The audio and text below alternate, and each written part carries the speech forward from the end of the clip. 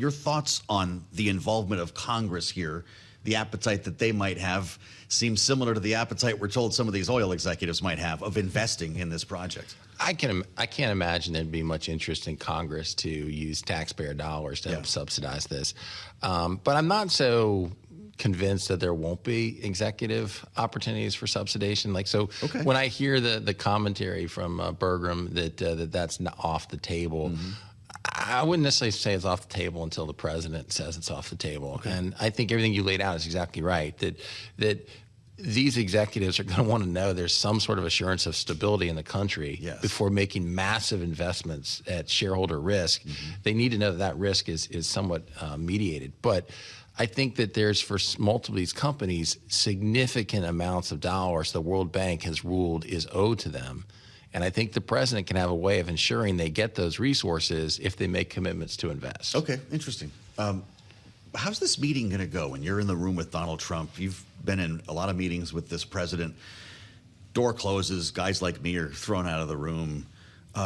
Is there an agenda that's set, or are we just kind of riffing because they're people who know each other and have relationships? I think there's probably an agenda that Secretary Wright, Secretary Bergram have of what's the path forward. I think that the president, though, prefers to have these meetings more relationship-oriented. Right. And so they'll be needing to keep the agenda on track. Okay. But I think he's going to take it where he kind of makes feels. it harder to say no that way, doesn't it? But I also think that it would be incredibly unlikely to me that cameras are not brought into this meeting. How about and that? so I think you'll get to see it for yourself. You'll get to see it for yourself in a little bit, because the president relishes the optics of him being surrounded by some of the largest CEOs of companies that are global companies. And so it's hard for me to think that there won't be visual. You'll get to see the meeting yourself. Yeah, well, see, but mark that down, producer James. We might have a pool spray to be covering later on here on Balance of Power.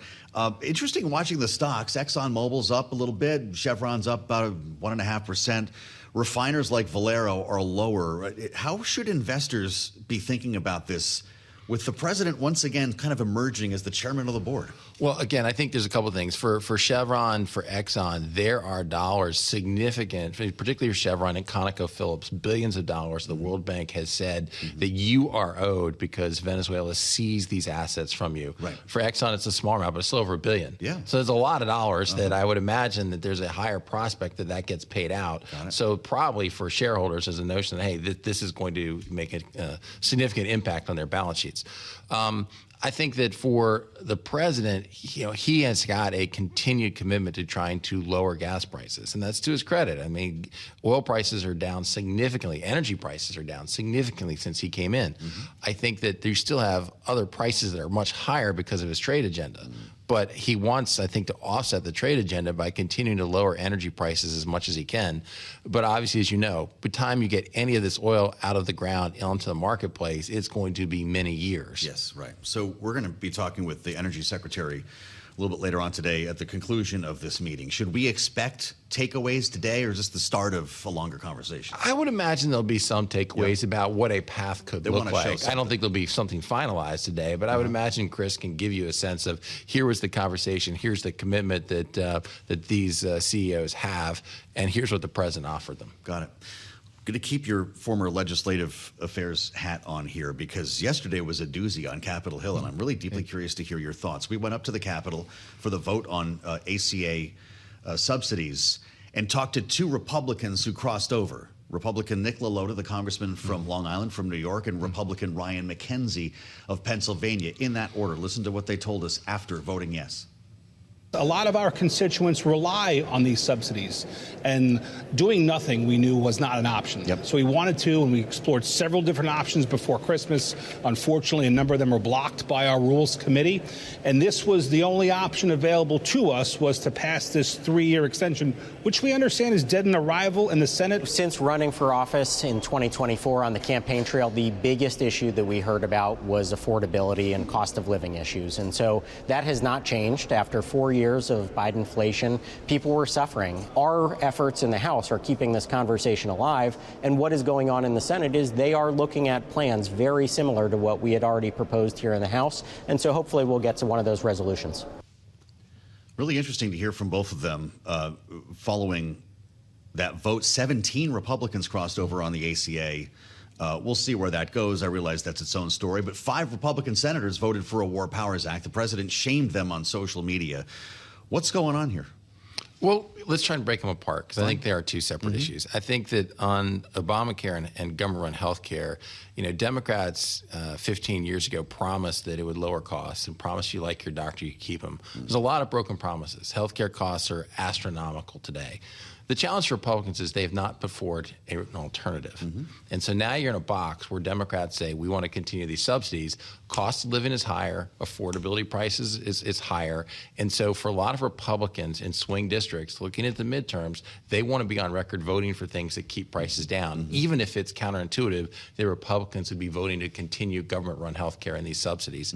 So that's the dilemma for many of these Republicans. And I think it's added because I think the president wants the subsidies extended. He's concerned about the affordability issue. And so that's why you saw in his remarks earlier this week, something that's gotten less coverage, but the president saying to House Republicans, you need to have greater flexibility on the government taxpayers funding abortion. It was a remarkable statement for a Republican president to say. And I think what he's basically saying is he knows that's a tripwire for a lot of Republicans, and he's asking them to go along, in essence, with this. So I don't think this bill is going to pass in the Senate, but I do think what you're going to see is that the Senate is going to use that to map another pathway forward. And I think ultimately you're going to see these subsidies extended. Is that the Moreno bill? I think that's terrible policy. Terrible policy, but I think politically, I think that's where we're going to end up. Because these two guys want to get reelected probably more than they're worried about being yelled at by Donald Trump. Again, I think there are better ways the Republicans should be talking about, here's what's happened since we passed Obamacare. Here's the cost of how much health care has increased, and here's what we're going to have as an alternative. But they're not, in an absence of that, they're going to be forced to vote on whether you just continue the subsidies. I think a lot will. Interesting. On the War Powers Act, I think it's a totally separate argument. What I don't understand is why, I think, frankly, with all the news that's out there, it would have gotten less attention except for the president attacking those 5. Like why he chose to do that. It is more of a posture vote that's really not impinging what he's doing in the moment. And so I think a wiser course would be to ignore it from his position. But to go after those 5 only elevates it into the national conversation. We're just showing the 5 on the screen if you're with us on Bloomberg TV. That said, would it have been your job in the first administration to get on the phone and rap knuckles on a day like that? How does beyond going on Truth Social, how does the White House handle a jailbreak? Well, it is Legislative Affairs Director's job to make sure they're aware of where votes are and who's going where. There's probably less influence you have as a staffer. I see. But by alerting the president can make calls to these people and say, hey, look, I don't want to see your vote going against me on this. So there's ways to get ahead of it that I don't know if it happened or not. But I think that, look, this president is usually more engaged than most presidents. I remember when I came into the role, I actually met with my predecessor who had served in the Obama administration, and she gave me wonderful advice about doing the job, but it was remarkably different because I think Obama was gifted in so many ways, but he got kind of detached from Congress. This president has always been very engaged with members, and so it's not as if there's a lack of communication, and it's probably something that you should have the communication before as opposed to tweeting about after. Great.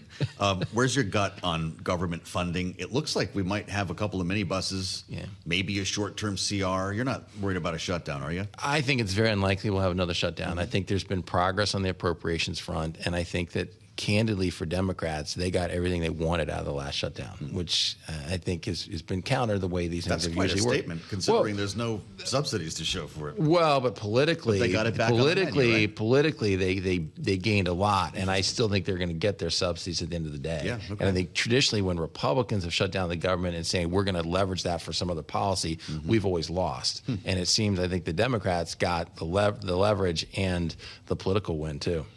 As Donald Trump's former legislative affairs director, what do you think when you hear people say that he's the actual Speaker of the House? Well, I'm sure you see it more nuanced than that, but is there some truth to it? There is. I think what the president has been very effective at is, whether you like it or you don't, he's been far more willing to engage in primaries in a way that strikes fear amongst House Republicans. And so they're more willing to walk in lockstep. Traditionally, a Republican or Democrat presidents looked at like, I'm not going to criticize my own team because the downside is you could get replaced by a Democrat. But this president's looked at it to say, I'm going to keep my team in step by them understanding I'd be willing to primary them. And so he's had far more influence as a president over this Congress than traditionally a president does over his own team.